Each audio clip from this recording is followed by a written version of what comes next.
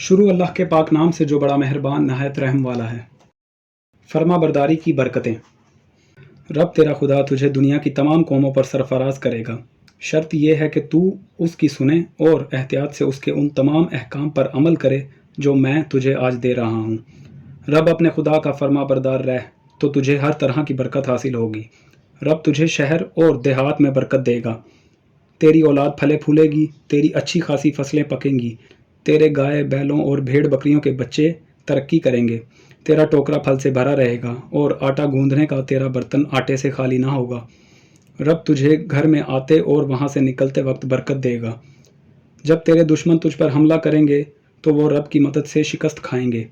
گو وہ مل کر تجھ پر حملہ کریں تو بھی تو انہیں چاروں طرف منتشر کر دے گا۔ اللہ تیرے ہر کام میں برکت دے گا، اناج کی کثرت کے سبب سے تیرے گودام بھرے رہیں گے۔ رب تیرا خدا تجھے اس ملک میں برکت دے گا جو وہ تجھے دینے والا ہے۔ رب اپنی قسم کے مطابق تجھے اپنی مخصوص و مقدس قوم بنائے گا اگر تو اس کے احکام پر عمل کرے اور اس کی راہوں پر چلے۔ پھر دنیا کی تمام قومیں تجھ سے خوف کھائیں گی، کیونکہ وہ دیکھیں گی کہ تو رب کی قوم ہے اور اس کے نام سے کہلاتا ہے۔ رب تجھے بہت اولاد دے گا، تیرے ریوڑ بڑھائے گا اور تجھے کثرت کی فصلیں دے گا۔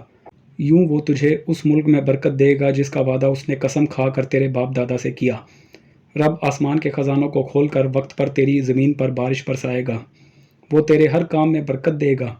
تو بہت سی قوموں کو ادھار دے گا لیکن کسی کا بھی قرضدار نہیں ہوگا۔ رب تجھے قوموں کی دم نہیں بلکہ ان کا سر بنائے گا۔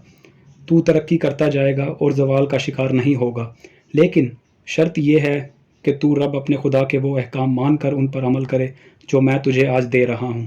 جو کچھ بھی میں نے تجھے کرنے کو کہا ہے اس سے کسی طرح بھی ہٹ کر زندگی نہ گزارنا، نہ دیگر معبودوں کی پیروی کرنا، نہ ان کی خدمت کرنا۔